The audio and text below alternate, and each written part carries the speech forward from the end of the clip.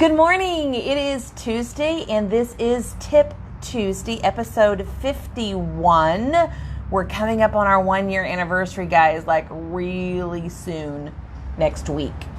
And I'm very excited to tell you a little bit about next week, a little bit later in our episode today. So make sure you stay tuned, because it really will be something that you'll want to set in on next week and ask some live questions. And I'll tell you about it a little bit later in the episode. So today is Tip Tuesday, and I am Lorraine Brock, professional organizer and owner of a company called Get Organized. Now, Get Organized is a professional organizing company. We go in and pack, unpack, stage. Christmas decorating is coming up. We obviously do that as well as fall. And we service the Dallas, Fort Worth, and Oklahoma City area.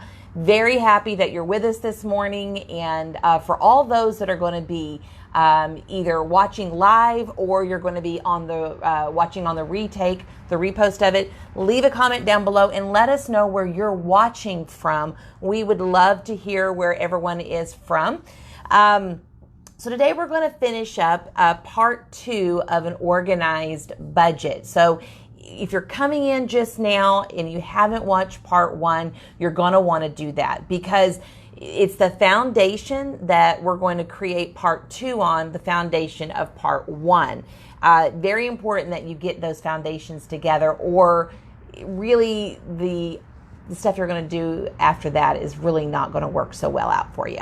So let's talk about, last week we talked about getting your bills together, collecting them, making sure you know the debt that you have, you know the payments that you have each month, you know all your bills coming in, and of course what you're making.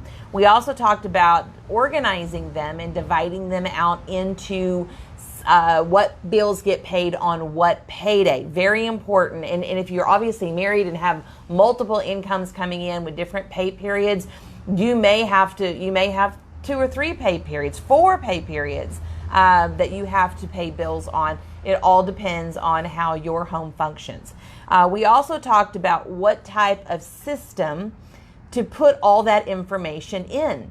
So it's great to have it all on a countertop or on a computer email saying, hey, your bill's due now. But that all needs to come together into one location so you know exactly what you're working with and have this. Obviously, I told everybody a year budget, like a forecasting of what the year is going to look like. And a lot of that might be guessing, especially if you're just starting. But maybe you can pull a history of some of your bills as well.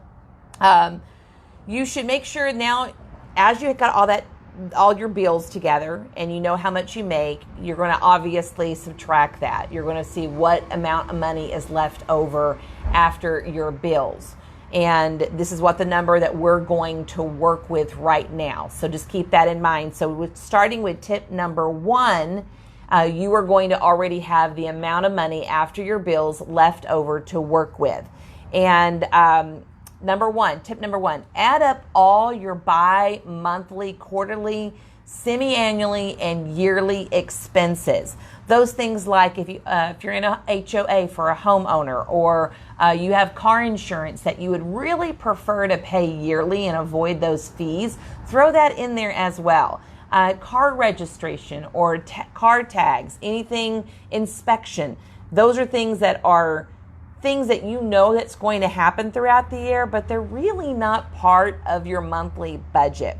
If you want to pay that insurance, like I said, there might be other things that you can pay yearly and avoid those fees, so consider that. Any bill you might split with someone. So if you're in a blended family, or you have a divorce and somebody is splitting the bill with you, and maybe it's due, every 6 months or every year, consider those bills as well, because it may not be coming to your address, but you got to pay it, and it may not be monthly.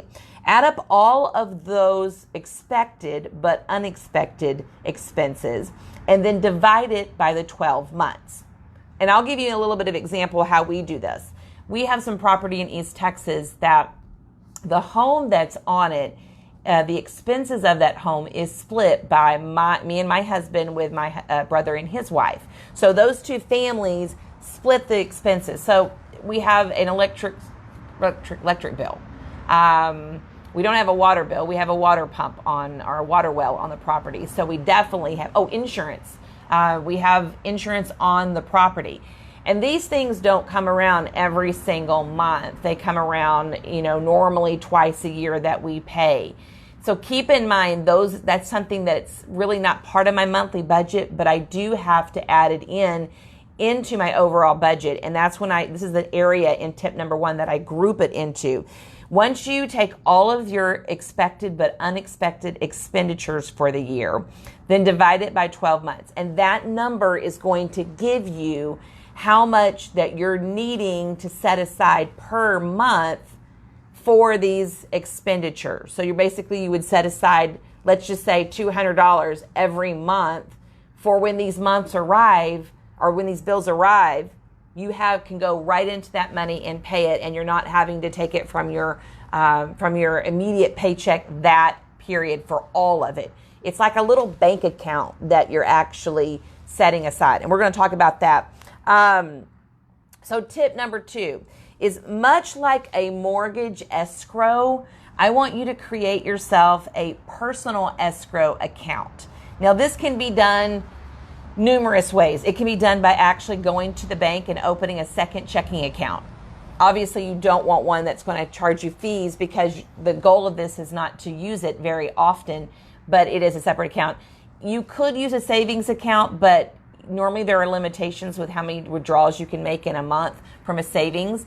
And that's not really what this is designed for, because you're not going to be making any interest much off of this. So a personal escrow account. You could also do a cash envelope system, and just put the cash in an envelope, and then when you need it, you have it. Much like a mortgage escrow, you can create yourself a personal escrow account by putting money each month into a separate account. Now, remember, I told you in tip number 1, let's say we came up with $200 of those expected expenses, but sort of unexpected. Take that $200 and put into a personal escrow account. Then pay all those bi-monthly, quarterly, semi-annually, annually bills from that personal escrow account. And you never have to be surprised by those big bills. You actually have it built in a little bit every month into your monthly budget. Now, after you have the amount of your bills, then you have the amount of your personal escrow. Take all those two totals out of what you actually make your payroll check. And this is the next total that we're going to work with. So on tip number 3, it's spending money. Now, if you're blessed enough to have a lot of spending money, more power to you. But you also think about other members of your household, a spouse that might need spending money. My husband gets spending money every month. He complains that it's too low, but welcome to the club. That's part of learning to live on a little bit less, and savings. Retirement is the word. That's what I always remind him. I said, he goes, I want this. I was like, retirement. I need this, retirement. I need more spending money, retirement. I just say retirement, and that normally shakes him out of it, and he can go on. So tip number 3 is spending money. You need to decide what you're going to spend. What does spending money mean? Does that mean for just yourself? Does that mean for your haircut included? Does that mean for all your out to eat meals as a family or as an individual? You have to define what spending means. Our spending in our household is really more like community spending. My husband has his spending, and that is strictly only his spending. But I also have spending, and that is really everything from a haircut, though I cut most of my kids' hair and my husband's hair. It could be going to Chick-fil-A. It could be getting my nails done. These are all the things that are in my spending money. But it also could mean slipping someone a 20 at church that they're taking up a donation for, kids camp. That's my money, my lucrative cash money that I can work with. Tipping, that kind of stuff.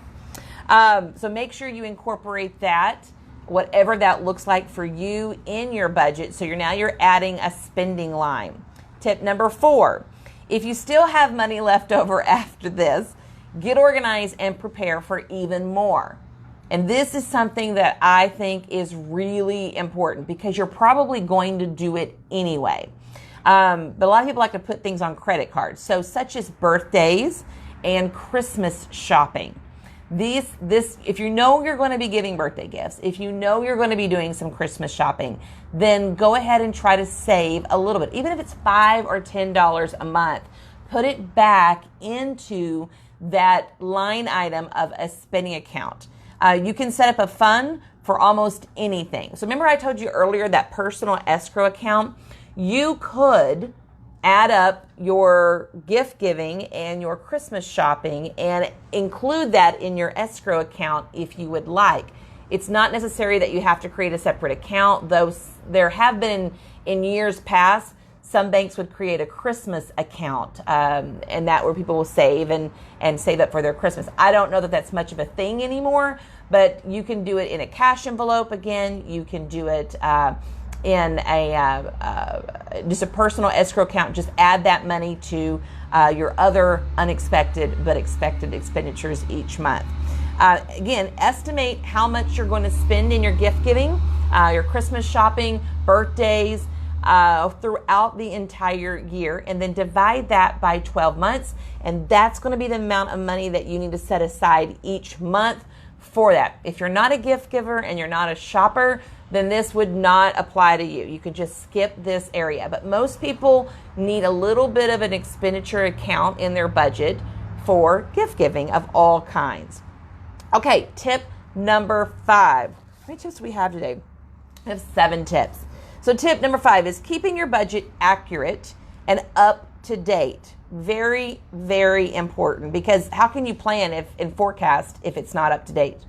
Every time a bill comes in, whether that bill is a paper bill or a reminder on an email that something's about due, it is in your best interest to go and alter your budget to match that bill. So you may have $100 for your water bill that month, just line item on your budget, but yet your water bill is $89. Well, change that in your budget and your totals should change, because that's going to obviously allow more money left over for something else.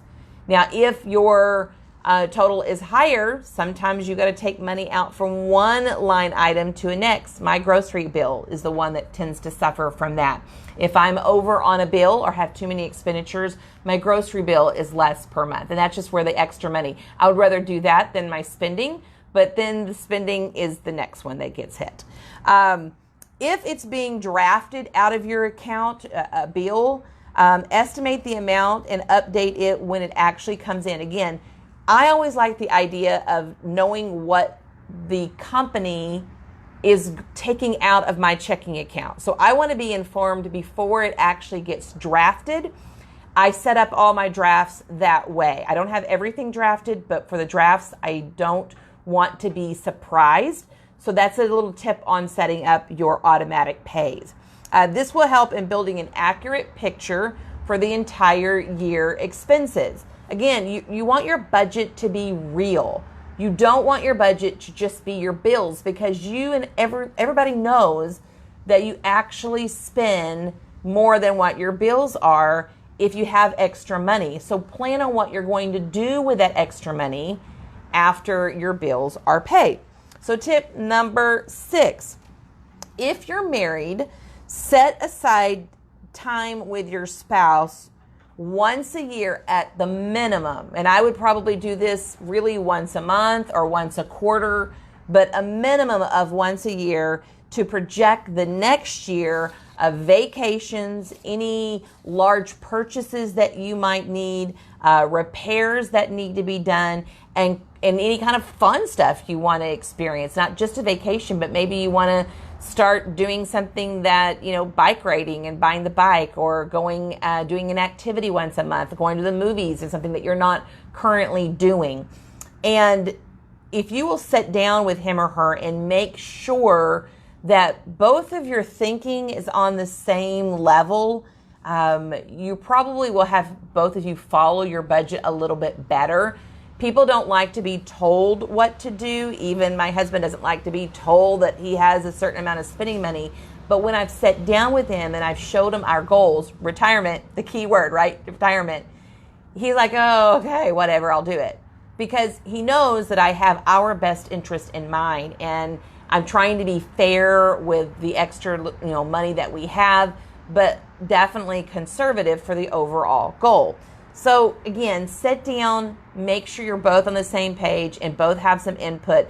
This will probably take a 30 minutes, maybe an hour the first time you do it, depending on how much you have to go over. And then obviously agreeing on things quickly makes it go faster.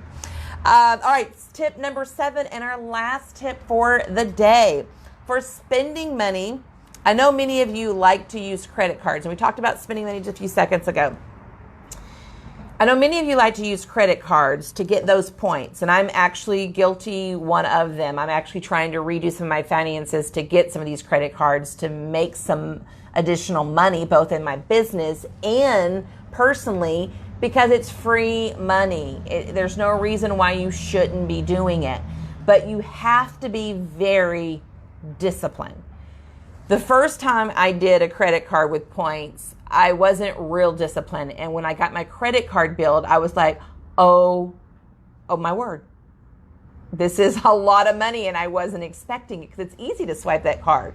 It's easy just to hand that card over.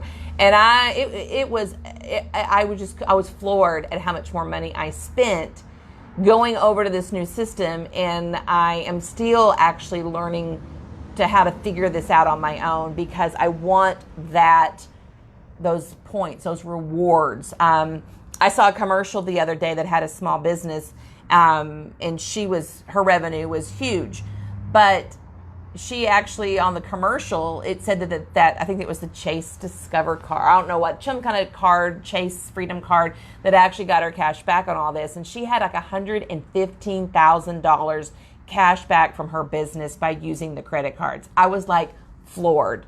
Obviously, they did commercial on her business. She was a florist. So there is a benefit to this, but you must be very disciplined.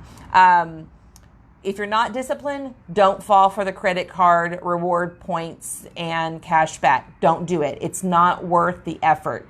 It would be better to take out the cash for your spending money and your groceries, etc., and stay on track than it would be for you to get into debt with a credit card and not be able to pay that off. Because what's the point if you don't pay it off each month? What's the point of having it? Because now you're accruing interest in those, and it's offsetting the reward you're getting. It doesn't make sense.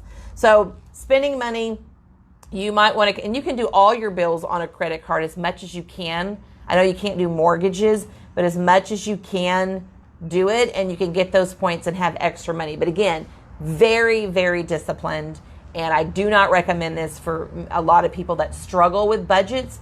Get your budget under control the regular way first, and then if you want to, you can always add the rewards and credit card benefit and see if you can manage that. But again, I cannot emphasize enough how disciplined you need to be when you're starting to use credit cards to pay your bills to earn rewards and points.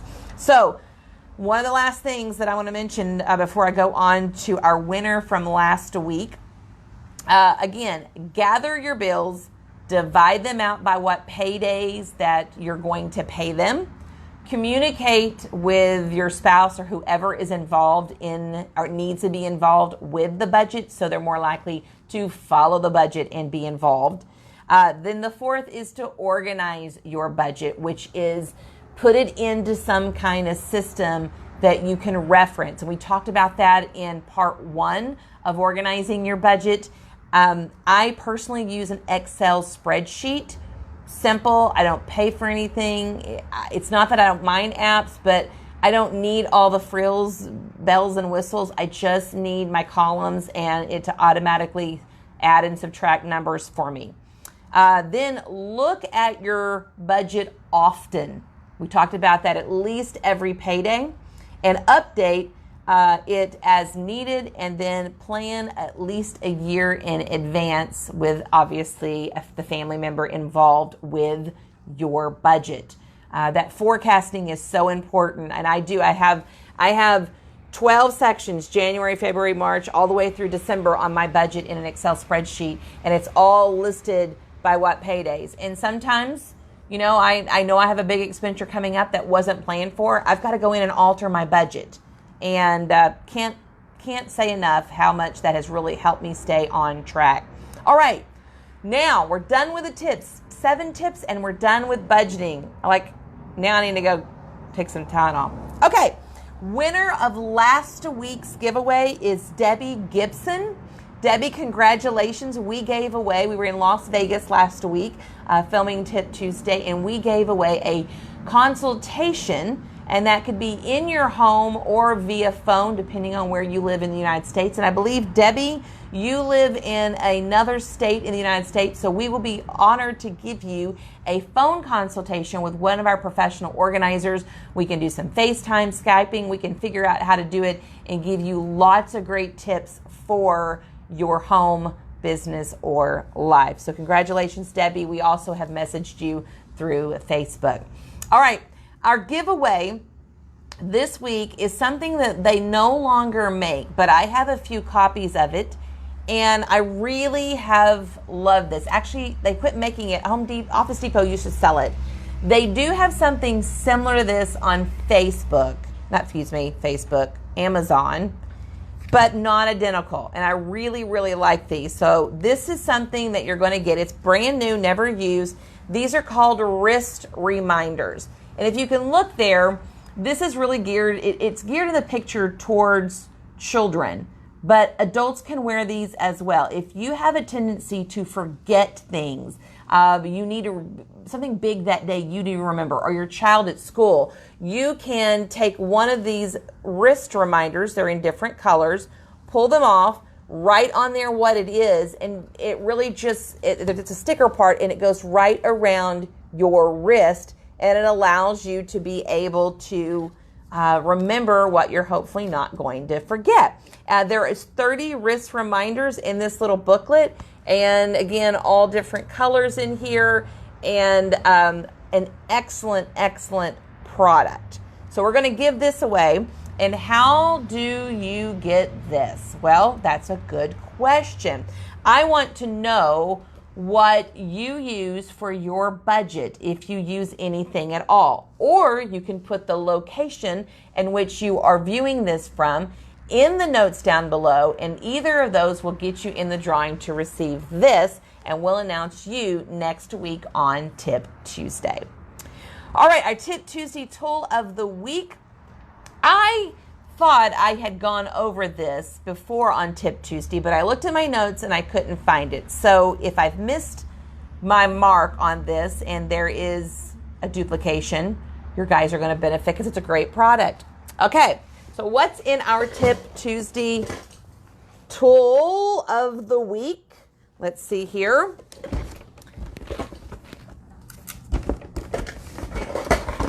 There's more than one part.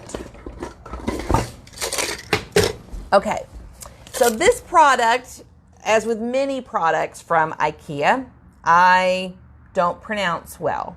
As many of you know, I struggle sometimes with pronunciation. Great organizer, but pronunciation's my little thing. Okay, this is the Gruntal. I'm going to spell it Grundtal. And this is actually a magnetic strip. Now, inside of IKEA, if you have an IKEA by you, this will be in the kitchen department. They have, over time, made this a little shorter, made it a little bit longer, so I'm not sure which one they currently have in their store now, but they do have one. What you need to buy in addition to that is the spice organizers. Now, I don't necessarily use them for spices. You will find some spice organizers actually turn and pour, turn and shake out, or you can take off the lid and pour out. These spice organizers have a really heavy-duty magnet on the back, and they have a clear window that goes on them in the front. And you can use these absolutely for spices, but another thing you can use them for is anything that you might want to, like office supplies. These are like paper clips. And you can put these on a desk like this right here, and you can mount it depending on the look and function you want. You could put 3 this way. You could put 3 this way on a wall. These can go in mud rooms. These can hold vitamins. These can hold craft supplies. These can hold keys and things in your laundry room. I mean, just it's amazing what they can do. But I just have a couple different ones here and just showing some office supplies. And they are really highly magnetic-able, if that's a word. Look at that. I mean, really, really good on there. And I can move it like this and they not come off. So again, great tool to get things off of your desk or countertops or cabinets and go up the wall with some vertical space that you can maximize your space. And that's what organizers do. We look at ways to maximize your space, and we do that a lot through products, not necessarily a complete redo. And we can take really a checkbook box or a Velveeta cheese box and do something with it that makes it better organized. But products that you buy from the store will give you a better look and function, and it will truly maximize your space, and we can get the size that you need. And so this is the tip tool. This is Tuesday's tool of the week on Tip Tuesday, and you can look for that at IKEA. On to the next thing, next Tip Tuesday. Okay, as we started Tip Tuesday today, I told you about that next Tuesday is going to be our 1-year anniversary on Tip Tuesday, and I am so excited. When I first started Tip Tuesday, I wanted to do a couple things. I wanted to increase our views and interactions on Facebook, and we've absolutely done that. I wanted to create a library of videos and tips that anybody can go and look at a subject and find what they need. Have done that. In fact, every video that we do a Facebook Live episode on gets uploaded within 24 hours to our YouTube page. So if you're not a YouTube subscriber for us, please subscribe and you can get access to all of our Tip Tuesdays, among other videos that we have done as well.